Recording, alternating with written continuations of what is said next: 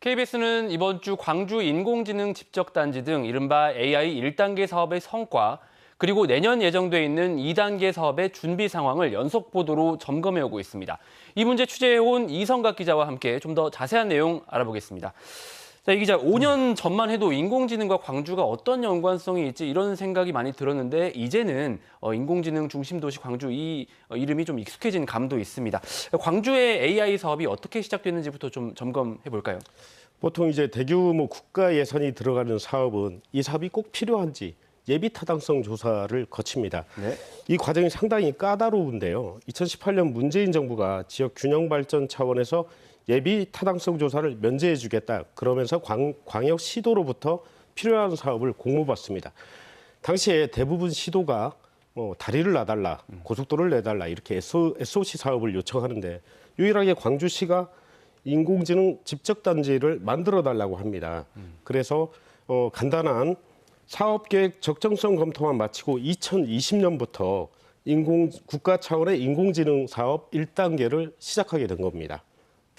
그러니까 국가 차원의 인공지능 사업을 광주시가 다른 지역보다 먼저 선점했다. 이런데 의미가 있는 것으로 보이는데 이 1단계 사업이 올해 종료가 되는 거죠. 그간에 좀 성과도 있었을 것 같은데 어떻습니까? 네, 1단계 사업에는 4천억 원 정도가 투입됐습니다. 첨단 3지구에 국가 인공지능 데이터 센터를 만들어 현재 가동에 들어갔고요. 실증센터와 대형 드라이빙 시뮬레이터까지 연내 모두 완공됩니다. 또 광주에 사무실을 연 100개가 넘는 인공지능 기업들이 있고요. 대학에서도 융합대학, 그다음에 인공지능 사관학교 등 인재 양성도 상당한 성과로 꼽힙니다. 네. 그런데 무엇보다 광주가 AI 중심 도시를 내걸고 선점한 효과, 이게 가장 크다고 볼 수 있습니다. 네. 그러니까 5년 동안 소기의 성과가 상당히 있었고 그 핵심은 선점 효과다 이런 말씀을 주셨는데 그걸 계속 유지하는 게 당연히 중요하지 않겠습니까? 2단계 사업은 좀 어떤 내용이 있습니까? 그러니까 1단계 사업이 인공지능 데이터 센터 등 인프라를 갖추는 게 핵심이었다면 2단계는 이런 인프라를 바탕으로 기업들은 인공지능 기술을 실제와 같은 조건으로 테스트해보는 실증 사업이 중심입니다. 예산 규모만 보면 1단계보다 한 2천억 원가량, 많은 6천억 원 정도입니다. 네. 1단계 인프라를 바탕으로 기업들이 사업할 수 있도록 돕는 건데 2단계 목표는 기업은 1,000개까지, 일자리도 한 10,000개가량 만드는 게 계획입니다. 말 그대로 지역 발전의 새로운 엔진으로 삼겠다, 이런 전략입니다. 1단계가 준비 단계였다면 2단계는 실제로 실증하고 실행하고 일자리를 만들기까지 하는 단계.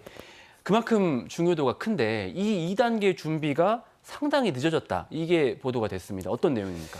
예, 앞서 말씀드린 대로 예비 타당성 조사를 거쳐야 하는데 내년에 시작하는 2단계 사업의 예비 타당성 조사 신청이 지난달 중순, 그러니까 3주 전에 신청한 겁니다. 네.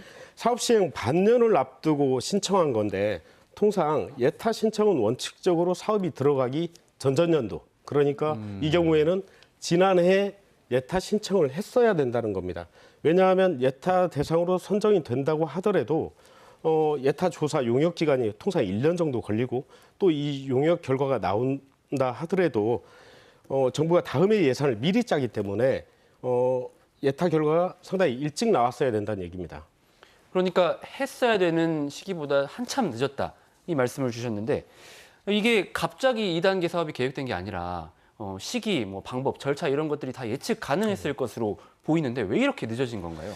광주시는 일단 예타 신청에 앞서서 기본 용역을 해야 되는데 이 예산이 중앙부처에서 상당히 좀 늦게 내려왔다. 그러니까 작년에 6월에 용역을 발주했으니까 예산이 좀 빨리 내려왔다면 2, 3개월 정도 앞당길 수 있었다. 이 얘기 하나 하고요. 네. 올해 1월에 이 용역 결과가 나온 내용을 놓고 정리하거나 다듬는데도 몇 달 걸렸다, 이렇게 해명합니다. 저희가 지금 이번 주 연속 보도하면서 오늘 광주시 담당 과에서 백브리핑, 그러니까 비공식적으로 브리핑이 있었는데 오늘 이 자리에서 올해 3월쯤에 예타를 면제하는 방법으로 갈지 예타를 신청할지를 놓고 중앙부처와 협의하면서도 몇 달이 갔다고 합니다. 네. 일단 예타 절차가 늦어진 건 늦어진 거고 한 가지 더 의문, 이제 연속 보도를 보면서 생긴 것은 사업을 이끌어가는 컨트롤 타워 역할을 하는 AI 사업단의 단장이 반년 가까이 공석이었다. 이해가 안 되는 대목이거든요. 네, 사실 이 문제가 저희 취재의 시작점이었습니다. 올해 초에 사업단장이 물러났는데 계속 빈자리에 있는 이유가 궁금해서 취재를 시작한 거거든요. 네. 왜냐하면 1단계의 마무리, 2단계의 사업으로 넘어가는 매우 중요한 시기에 단장 공석도 그 준비 부족의 원인으로 꼽을 수 있었기 때문입니다. 우연인지 모르겠지만 취재와 보도가 시작되자 광주시는 어제 차기 단장을 선임하겠다고 공고를 냈습니다. 이미 공석인 상황에서 사실 여러 가지 준비가 좀 미흡한 부분 당연히 있을 수밖에 없었을 것 같고요. 가장 중요한 것은 AI 사업이 1단계에서 2단계로 넘어가는 과정에 공백이 생기지 않도록 하는 것일 텐데 어떤 점이 우려되고 있습니까? 1단계 사업으로 관련 인프라가 늘어났기 때문에 인력도 더 늘어야 되고 인프라를 유지하려면 운영비도 상당히 더 들어갑니다. 물론 광주시가 사업단 운영비를 지원하긴 하지만 실증과 관련된 기업 지원 사업, 또 인력 양성 사업 이런 것들은 영향을 받을 수밖에 없습니다. 네. 가장 큰 우려는 사업의 연속성이 끊길 수 있다는 것, 이 점이 가장 우려스럽습니다. 네, 이런 상황을 이제 보고만 있을 것이 아니라 해결하고 대처하는 것이 필요할 텐데요. 이 해결할 수 있는 방안에는 어떤 것들이 있습니까? 일단 가장 신속한 방법은 정부가 예타를 면제해 주는 겁니다. 강기정 광주시장이나 지역 정치권도 정부 차원의 결단을 요구하고 있습니다. 일단 대선 공약이었고요. 현 정부 국정과제에도 포함되어 있습니다. 무엇보다 막대한 예산이 들어갔기 때문에 이걸 제대로 활용하자는 점에서 정부가 정책적으로 판단을 해줬으면 하는 겁니다. 다음 방안은 예타 대상으로 선정돼서 최대한 빠르게 예타 심사를 받고 보통 이제 통상 1년 정도 지나야 결과가 나오는데 중간 결과를 가지고 일부라도 예산을 확보할 수 있는 방안 이거를 찾고 있습니다. 예타 심사가 그런데 상식적인 생각으로 보면 끝나야 여러 예산 반영이 가능할 것 같은데 심사 도중에도 예산을 반영할 수가 있습니까? 그러니까 이제 엄밀히 말하면 2단계 사업 예산이라기보다 개별 재정 사업으로 공백을 메운다는 표현 이게 맞는 것 같습니다.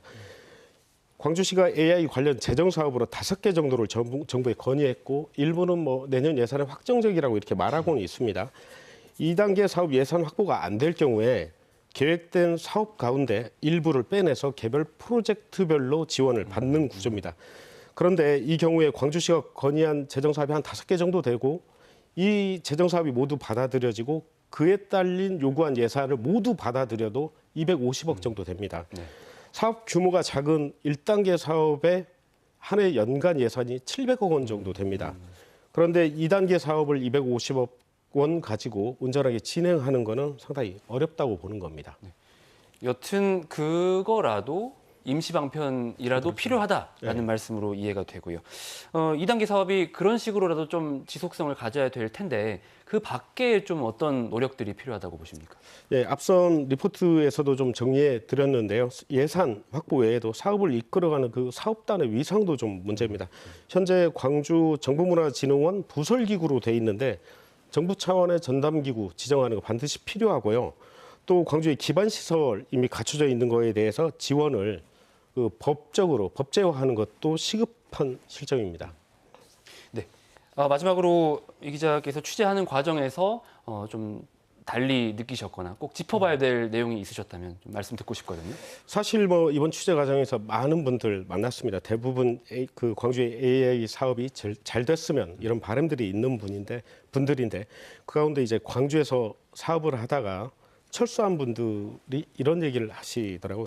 기업을 유치하는 과정에서 굉장히 공을 들였는데 정작 이전하고 나서 그 정도의 관심이 유지되는가 이게 상당히 좀 아쉽다. 그러니까 저는 광주의 AI 산업이 성장하기 위해서는 광주에 왔다가 떠난 기업들이 왜 철수했지라는 것을 분석하는 거 이거 반드시 필요하다고 봅니다.